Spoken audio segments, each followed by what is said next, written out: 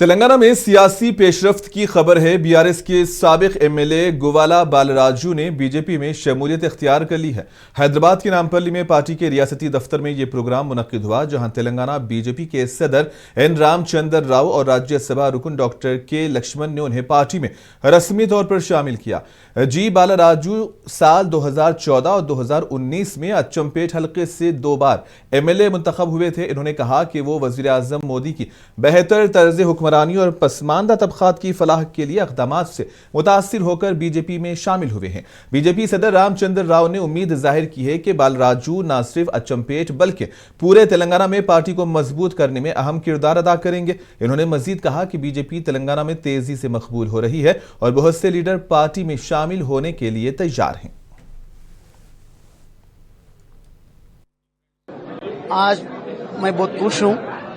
जो 20 साल से मैं कोशिश कर रहा था गरीब लोगों को के लिए कुछ करने का, कारण मैं भी एक गरीब पेट से निकला हूं। मेरे माँ बाप लेबरर्स थे, अभी भी वो लोग जिंदा है, हेल्दी है, फिर भी वो लोगों को देखभाल करने के समय पे मैं जो डिसीजन लेके लोगों को सेवा करने के लिए निकला, तेलंगाना हासिल करने के लिए मैं भी मूवमेंट में अच्छा शामिल होकर काम किया।